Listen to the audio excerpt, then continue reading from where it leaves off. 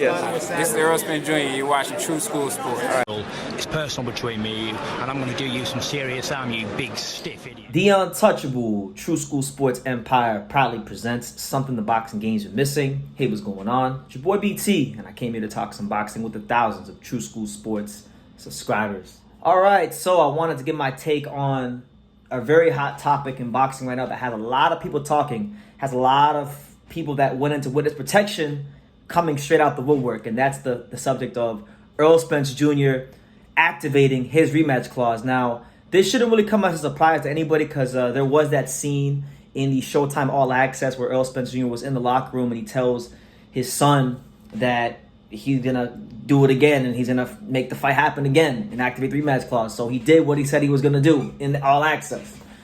And, listen, obviously, just being honest, I would rather not see the rematch. I'd rather see Terence Crawford fight a Tim Tszyu, a Jermell Charlo, a Jaron Ennis, or even, Canelo at 168, because it took so long to get to this fight. It took, 5 years plus to get to this fight.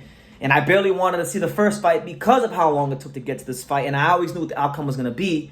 And I picked it down to the round, as you guys know, way over there in that corner. I even framed my predictions, so it's always there for evidence. But, listen, I can't criticize Errol Spence Jr. I mean, you don't go through a lifetime of boxing. Just think about it, right?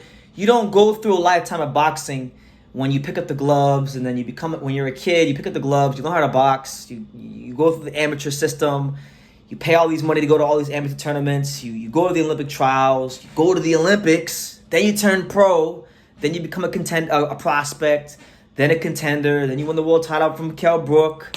Then you become champion. Then you defend it a whole truckload of times. You get the big fight. You lose the big fight. You don't go through a lifetime of boxing going through all those things just to turn down life-changing money, career-changing money, generational type wealth. So I can't criticize Errol Spence. I can't hate on Errol Spence, even though, the fan of me wants to be like, yo, man, you got your ass whooped. Let Crawford do what Crawford wants to do. But, Errol gave him the opportunity.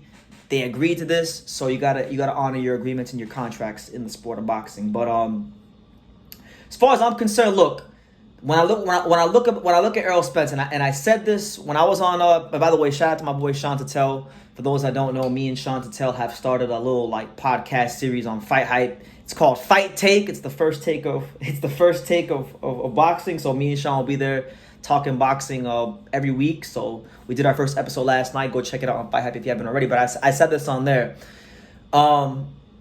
Best case scenario for Errol Spence is this. I feel like best case scenario will be like his Arturo Gatti, Ivor Robinson 2 type of a fight. Now, Ivor Robinson, Arturo Gatti 1 was the 1998 Ring Magazine Fight of the Year. Crawford Spence 1 was a one-sided ass whipping. So that they're not the same in that regard. But the reason I picked that fight and I say that that's the best case scenario for Spence and he can be Arturo Gatti in that fight is Gatti lost that fight to Ivor Robinson in the rematch, but he had his moments in the early parts, the middle parts of the fight where it was very nip and tuck and he was very much in the fight. And if you go back and you watch, I believe it was the 4th or 5th round, he has that one moment where him and Ivor Robinson are in the clinch and he tells Ivor Robinson, you wanted a fight, you got one. And it was a really, entertaining fight, And I feel like that's the kind of fight it has to be for Errol Spence because he can't, this fight for him, and the way I look at it, if you don't take nothing away from this video, the main idea of this video is that Errol Spence Jr. is in a no-lose situation. It's actually a beautiful situation that he got his ass whooped that badly on July 29th because he's in a position where he can't get criticized if he loses to Terence Crawford because just so long as he does even that much better in a rematch, his reputation will be enhanced in the sport of boxing because he can't lose any worse than he did.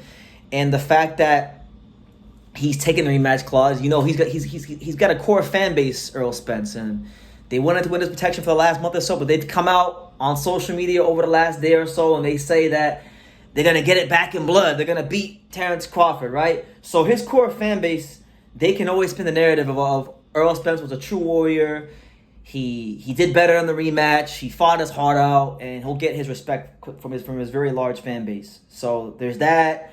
He's going to get paid nicely, be able to take care of his family. It's a good cash out fight for him. This fight really, when you think about it, it ticks all the boxes. You know, money wise, it ticks the box of securing him from a financial standpoint, and he really can't lose any worse than he did the first fight. So in a sense, right, and on top of that, the fight is going to be at 154. So he's going to be, you know, not I don't want to play into that excuse that his fans are making, but it is true. You know, he was weight drained, but it was his fault. I want to say this. The reason he was weight drained was because he ducked Terence Crawford for all those years and avoided the fight for all those years and made up all those excuses for all those years. So it's his fault why he was weight drained, but he was weight drained. So with him at being 54, you know, maybe we see a stronger, more durable Errol Spence that is able to withstand the aggressive counterpunching of Terence Crawford and make it a more competitive fight down the stretch and just give a better account of himself, because at the end of the day, that's all he can do. And if he's able to somehow win, then oh my God, it's going to be something very, very legendary. And I look at that from Spence, and I look at it also from the Derrick James side of things, because Derrick James, before this year started, Derrick James was looked at to be one of the best, if not the best trainer in boxing. And now with this loss, people are questioning Derrick James's value in the sport as a trainer and questioning his greatness as a trainer in the sport.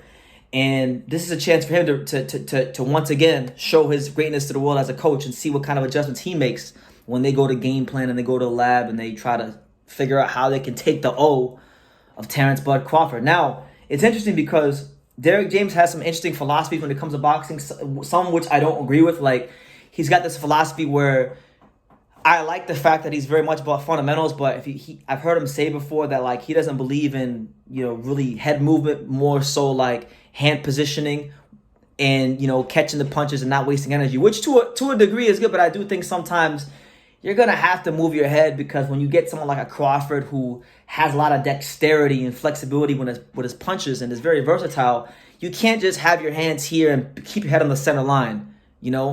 So that's what it is. That's my opinion. Derrick James, I've heard say before, well, you can just slide your feet and keep your hands and parry shots, and that's not going to work for every fighter. That's just how I feel. That's how I look at boxing from an X and O standpoint. He's got his philosophies. That's why he's Derrick James. And that's why I'm true school, and I'm just making my videos in front of this little Rocky painting. But yeah, those are my thoughts on the Errol Spence activating his rematch clause. You know, hopefully they get the fight in as quickly as possible, so there's no stagnation in the division. I think now with, you know, Tim Tszyu fighting Brian Mendoza in October and Crawford ready to fight Spence in the rematch, I think Jaron Ennis, and I'm going to end this note, Jaron Ennis has to, you know, and on top of that, you got Barrios fighting Ugas for the interim title. So I'm looking at Jaron Ennis, I'm looking at Bozy Ennis, I'm looking at Cameron Duncan and Showtime in the final, you know, just everybody that is involved with Jaron Ennis' career. And I think the fight to make has got to be Jaron Ennis versus Keith Thurman. Everyone in the welterweight division that you don't want to see Jaron Ennis fight is tied up and has their next fights coming up. So Jaron Ennis versus Keith one-time Thurman has to happen next. And there's no ifs, ands, or buts about it. Keith Thurman's looking for a big fight. And Jaron Ennis looking for a big fight. I don't really see any other legitimate matchups out there. And I think if he's going to go the route of like fighting a Cody Crowley or something like that, that's a waste of time. And, you know, it would be a really just disgrace for his career if that's the route they're going to go. But I'm going to leave it on that note. You guys let me know what you think about the Crawford-Spence fight, the rematch. Spence has activated the rematch clause. Give me your thoughts down below. What do you think Spence could do better in the rematch, and how do you think he'll do at 154?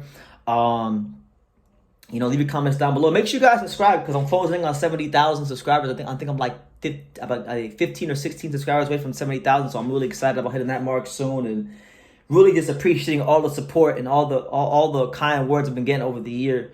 So, yeah, let's keep it going. And like I say in every single one of these videos, you can love me or you can hate me, but I'm just a kid from Dania. So until next time, take care, guys. Thank you for watching another video on the untouchable True School Sports Empire. We're here at the Hatanaka Boxing Gym in Nagoya, Japan. And for more great videos just like this one, make sure you guys click right here.